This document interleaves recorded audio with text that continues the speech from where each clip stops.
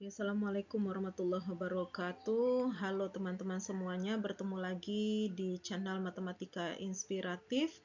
Dan pada hari ini kita akan membahas mata kuliah struktur aljabar pertemuan kedua dengan topik pemetaan. Nah, pemetaan ini didasarkan oleh operasi dua himpunan. Di sini kita ambil hasil kali dari dua himpunan yang didefinisikan, misalkan A, B adalah himpunan tak kosong, maka hasil kali kartesius himpunan A kali B adalah himpunan dari semua pasangan terurut A, B dengan A elemen A dan B elemen B, sehingga A kali B bisa dilambangkan dengan himpunan pasangan terurut dengan A elemen A dan B elemen B. Nah, contohnya seperti ini. Jika himpunan A itu anggotanya 1,2, himpunan B anggotanya 3, 4, 5, maka A kali B itu adalah himpunan pasangan terurut dengan anggota 1,3, 1,4, 1,5, 2,3, 2,4, dan 2,5. Nah, begitu juga dengan B kali A adalah himpunan pasangan terurut dari 3,1, 4,1 sampai 5,2. Nah, dari sini bisa kita lihat A kali B itu tidak sama dengan B kali A. Namun, banyak anggota A kali B dan B kali A itu mempunyai jumlah anggota yang sama. Nah, relasi A kali B, B kali A ini kita sebut dengan pemetaan. Nah, kita lihat contoh. Misalkan himpunan A itu anggotanya min 2,1,2 dan himpunan B anggotanya 1,4,9. Nah, dari sini A kali B-nya hasilnya itu pasangan terurut dari min 2,1, min 2,4, min 2,9, 1,1, 1,4, 1,9,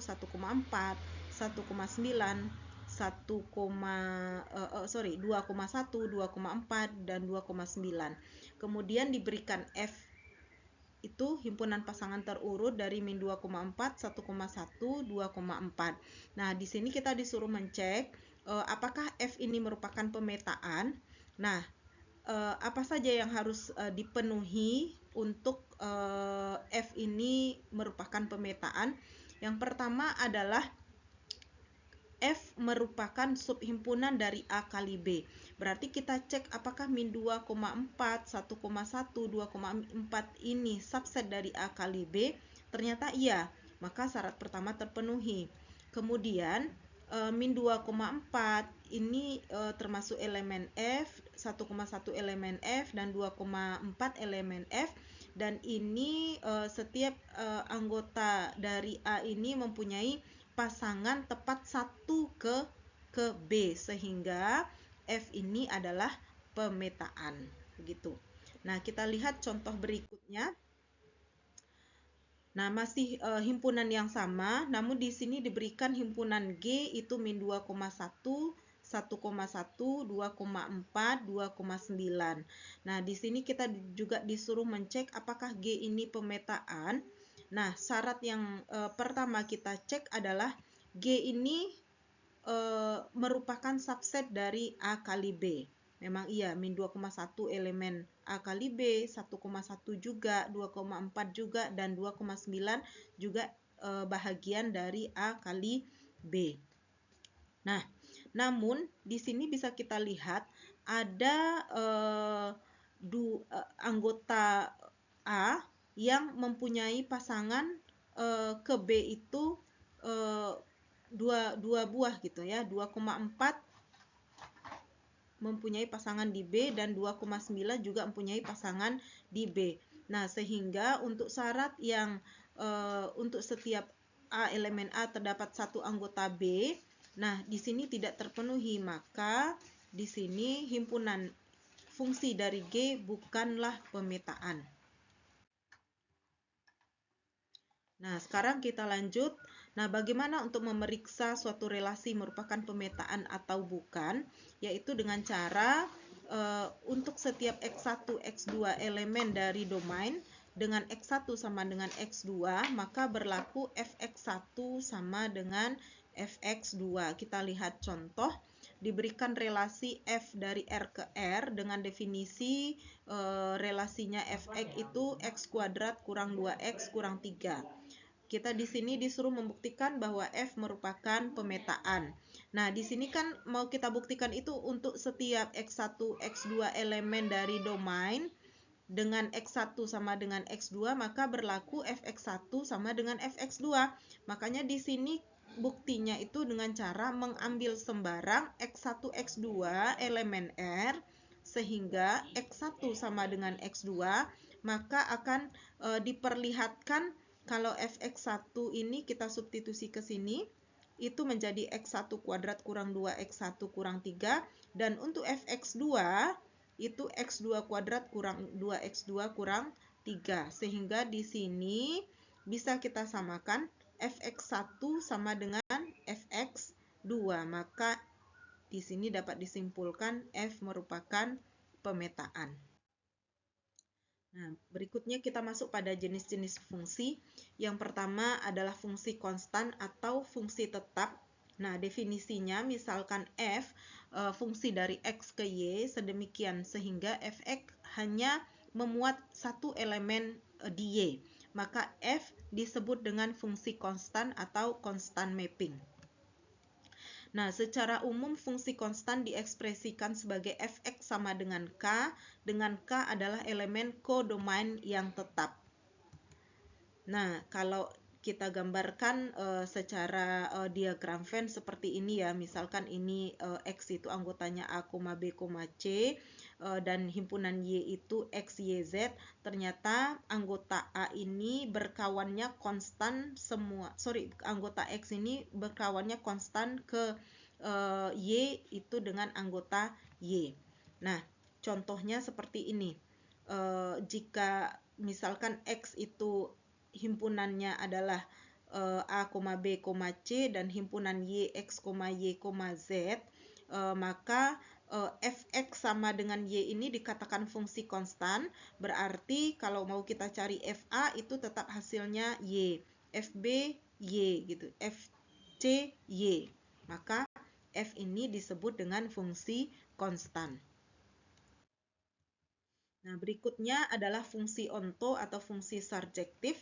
Nah, definisinya sebuah fungsi f yang memetakan himpunan x ke himpunan y disebut fungsi surjektif jika setiap elemen di y merupakan bayangan dari elemen x. Nah, atau secara simbolis untuk setiap y elemen y terdapat x elemen x sedemikian sehingga fx sama dengan y. Nah, pada fungsi surjektif ini berlaku fx sama dengan y. Nah, kita ambil contoh.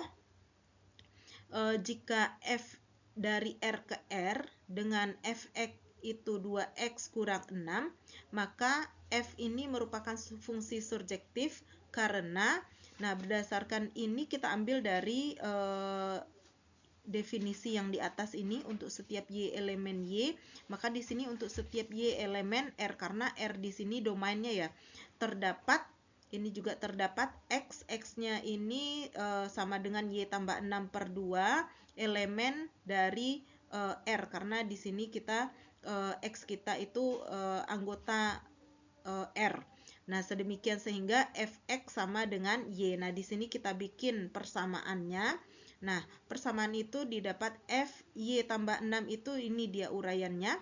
Nah, sama fy tambah 6/2 ini sama dengan 2 kali x, x-nya kita ganti y tambah 6/2 dikurang 6, setelah disederhanakan didapatlah nilai y, sehingga terbukti bahwa f fungsi surjektif yang berlaku fx sama dengan y, begitu.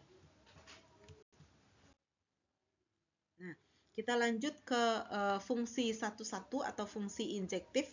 Nah, didefinisikan sebuah fungsi yang memetakan himpunan X ke himpunan Y disebut fungsi injektif jika setiap dua elemen yang berbeda di X dipetakan ke Y, maka bayangan di Y akan berbeda pula.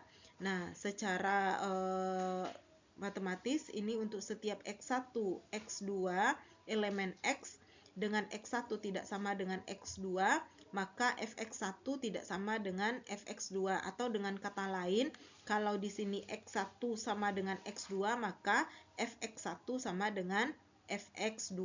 Begitu. Nah, contohnya, jika fungsi dari R ke R dengan fx2x kurang 6, maka f merupakan fungsi injektif karena fx1 sama dengan fx2, maka x1 sama dengan x2, seperti pada operasi berikut ini. Nah, kita ambil fx1 sama dengan fx2, maka kita proses di sini fx1-nya itu berarti 2x1 kurang 6 dan fx2 2x2 kurang 6. Nah, setelah disederhanakan didapatlah 2x1 sama dengan 2x2, sehingga di sini hasil akhirnya adalah x1 sama dengan x2. Sehingga terbukti jika fx1 sama dengan fx2, maka x1 sama dengan x2, sehingga fx ini merupakan fungsi injektif. Nah, kita lihat contoh yang bukan fungsi injektif.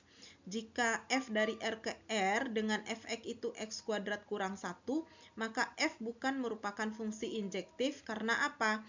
Karena yang fungsi injektif itu kan ini dia syaratnya ya. Untuk setiap x1, x2 elemen x dengan x1 tidak sama x2, maka fx1 tidak sama fx2. Atau dengan kata lain, fx1 sama dengan fx2, maka x1 tidak sama dengan fx1 sama dengan x2, maka x1 sama dengan x2. Sementara di sini kalau kita selesaikan x kuadrat kurang 1, ini ketika x1 sama dengan 1, x2 sama dengan min 1, maka fx1, fx2-nya itu bernilai sama dengan 0. Artinya apa? X1 tidak sama X2, tetapi fx1-nya sama dengan fx2, begitu.